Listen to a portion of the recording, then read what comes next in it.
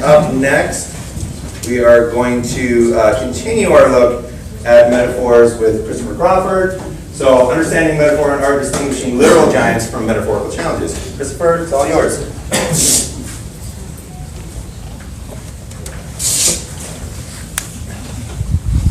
All right, thank you all for being here.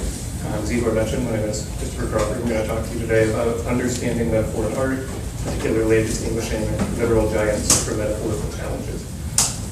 So, elements in a picture can be potentially interpreted as literal or metaphorical. So when you see this giant fellow here in the background of this image, what we are interested in was whether or not you would see this to be a literal depiction, such as a scene from a fairy tale, or a metaphorical depiction, representing the might of the Spanish people or the idea of pouring diamonds.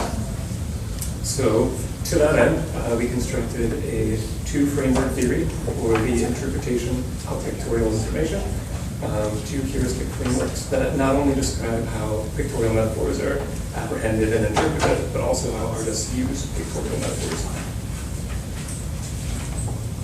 And those frameworks, the contextual framework is a synthesis of information, of theories from Feinstein and and the structural framework is a synthesis of extant research from Forceville and Fang and O'Halloran.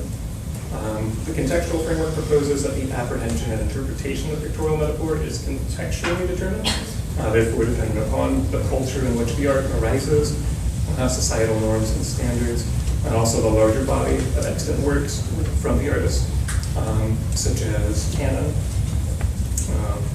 Then the structural framework proposes that the apprehension and interpretation of pictorial metaphor is structurally determined.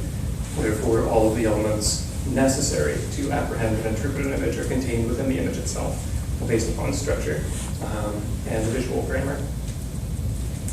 So that it's important that pictorial devices, so what we wanted to do thereafter was actually to look at a large sample of pieces of art from art history, do a corpus analysis analyzing works of art to determine the ways in which artists combine contextual and structural information.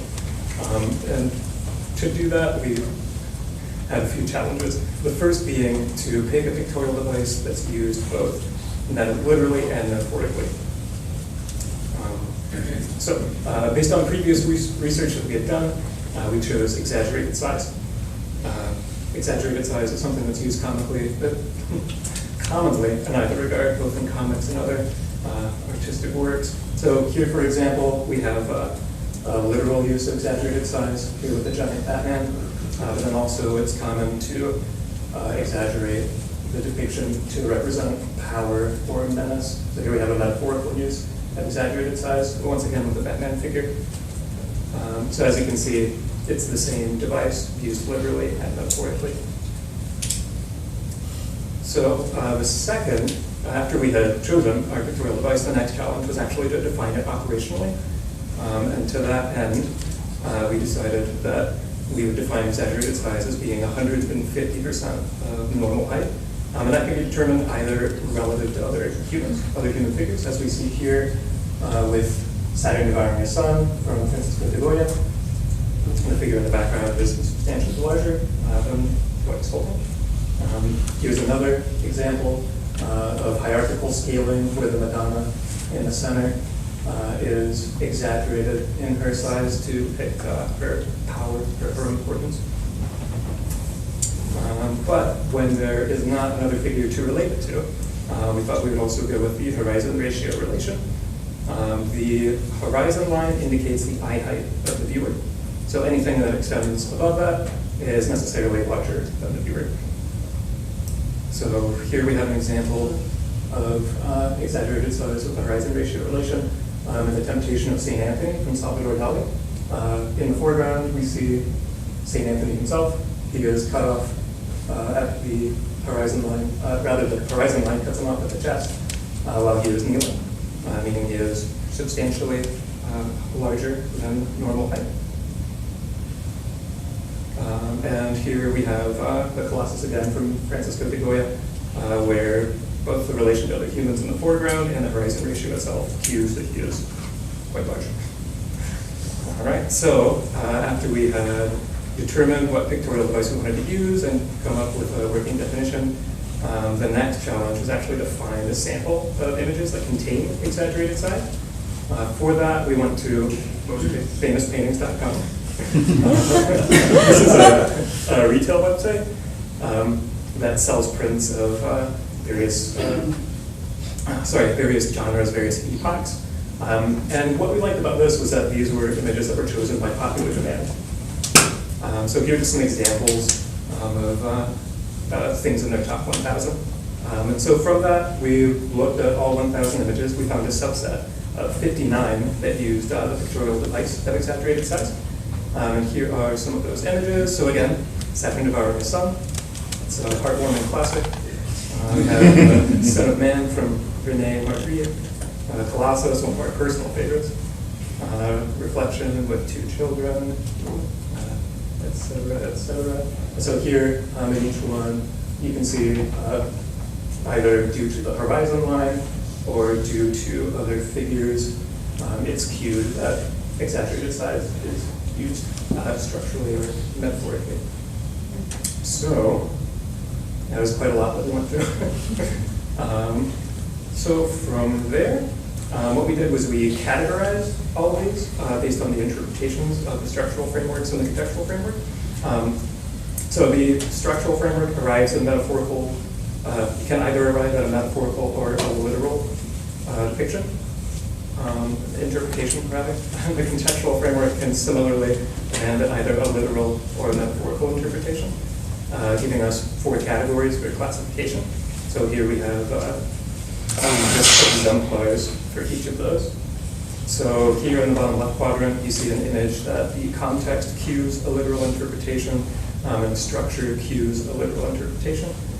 Going to the top right, we have an image where, there we are, the structure of the image as well as the context of the image cue a metaphorical interpretation. Moving to the bottom right quadrant, we have, slowly but surely, an image where the context cues a metaphorical interpretation and the structure cues a literal interpretation.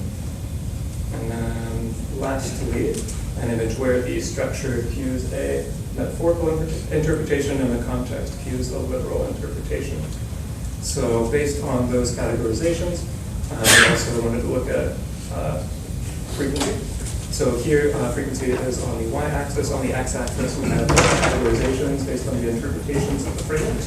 So first, where the contextual and structural frameworks arrive at a concordant literal interpretation, then where the context indicates a literal interpretation and the structure indicates a metaphorical interpretation, and contextual, metaphorical, structural, literal, and ending with a contextual and structural concordant metaphorical interpretation.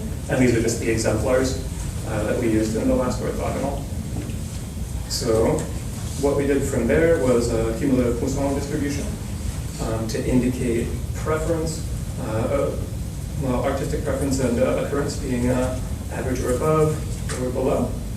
What we found was that using concordant contextual and structural information to cue a literal interpretation was preferred, as was concordant contextual and structural metaphorical information.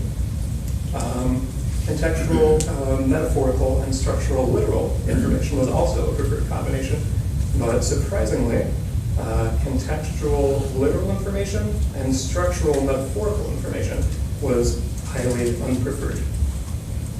So, from that, we were able to conclude that our minds prefer contextual information over structural information, and our minds prefer metaphorical interpretations over literal. So, going back to our exemplars here from each of these categories, I'll describe what that means a little clearer. So, for this image here, we have the results of the interpretation from the contextual and the structural frameworks. So here the context indicates a literal interpretation. And the structure also indicates a literal interpretation. Though our mind prefers context over structure, since they both arrive at concordant interpretations, we would conclude that this is a literal image. So here we have an image where the context indicates that this is a metaphorical image, and the structure similarly indicates that this is a metaphorical image. Since our mind prefers context over structure, even though it's concordant, we would arrive at a metaphorical interpretation of the image. But the frameworks don't always agree. So here we have an example where the context indicates a metaphorical interpretation and the structure of the image indicates a literal interpretation. Our mind prefers the context over the structure, and a metaphorical interpretation over a literal interpretation. So then the metaphorical interpretation is more heavily weighted, resulting in a conclusion that it's a metaphorical image. So then, when we have, on the opposite end, the least preferred category, where the context indicates that the image should be interpreted literally, but the structure proposes that the image should be interpreted metaphorically, we have our minds preferring the context and simultaneously preferring a metaphorical interpretation, resulting in an image that is confusing. So, just again, that's the reason that to use contextual literal information and structural metaphorical information is less common. So what does this mean for art research and for artists? We think that the contextual and structural frameworks can be applied to investigating the use of art in any art style or medium. And we believe that it could be used as a guide for combining literal and metaphorical information, whether the goal is ease of communication or to intentionally challenge the viewer.